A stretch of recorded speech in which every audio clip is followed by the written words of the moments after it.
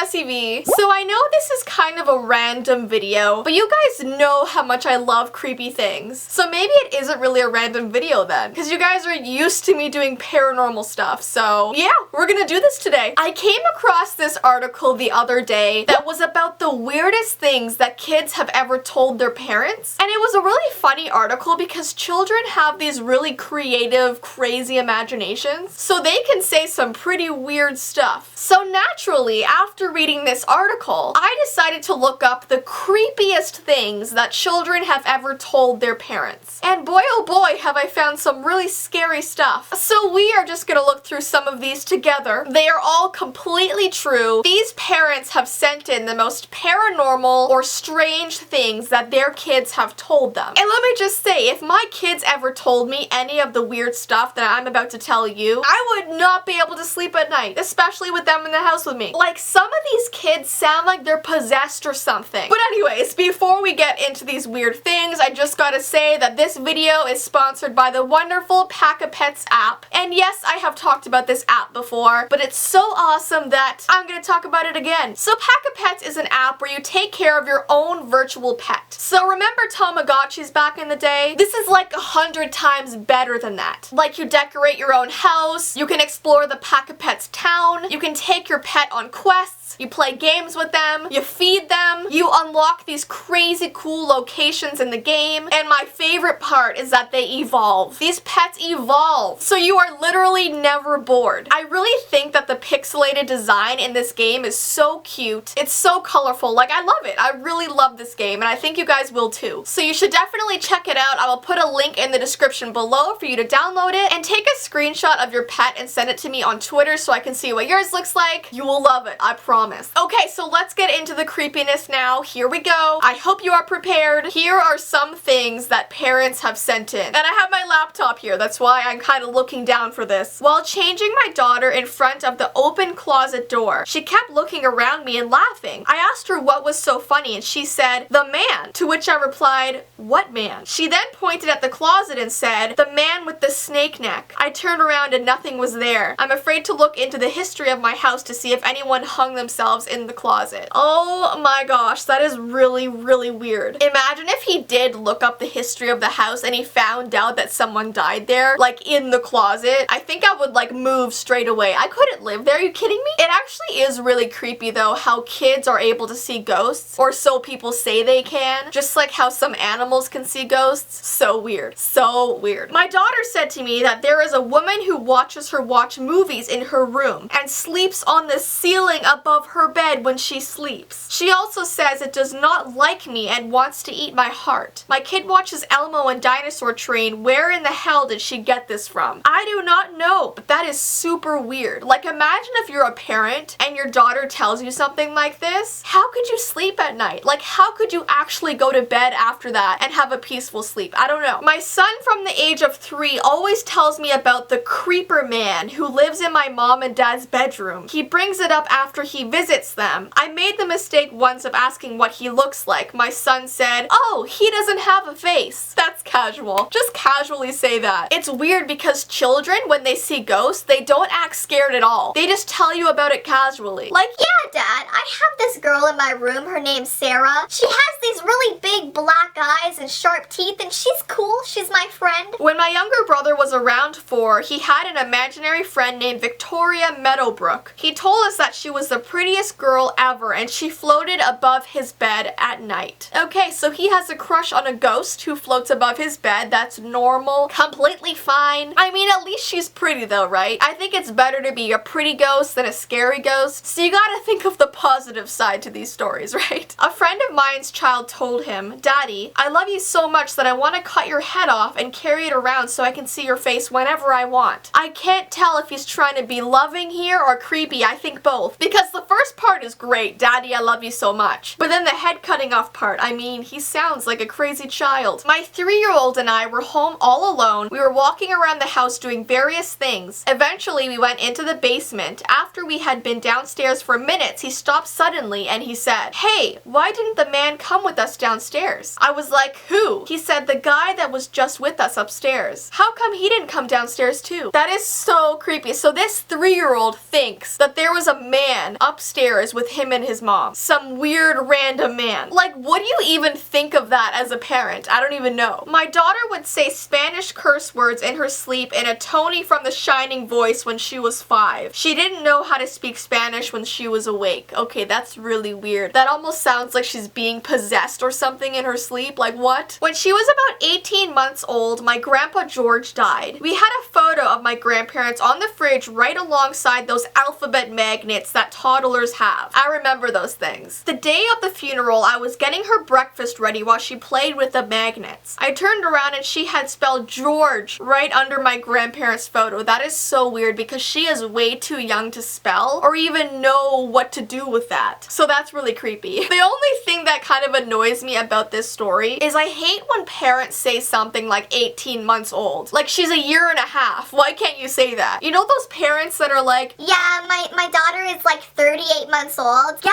my son, he's 201 months old. like, just tell us the age in years. I just don't get it. 18 months? Like, once she's past a year, just say it normally. Mommy, why is the man by the fan staring at me? We were in bed about to sleep. There was nothing standing by the fan. I still don't like that damn fan. That is really scary, especially because I have a fan in my bedroom, so no sleep for me tonight. When my daughter was 4, I heard her singing a song that my mom always sang to me when I was young. I asked her where she learned it. She told me that her grandma taught it to her. My mom passed away 6 years before my daughter was born. So I think it's kind of sweet when children see like their grandparents' ghosts. Like, I don't know, like it's creepy in a way when it's caught in photos or something. But when they say like, oh yeah, Grandma Ann visited me last night, she's really sweet, blah blah blah, it's kind of a nice thing, but I don't know. I don't know what to think of it. Like, here's a mini story. I might have told it before, but my great-grandpa passed away about 6 years ago, and my really little cousin, she's like tiny. She doesn't even really understand. She can barely even speak yet. She was sitting on the carpet, and she was like laughing and giggling and like kind of playing, and my aunt came up to her and she was like, what are you doing? And she was like, oh, playing with great-grandpa. He's right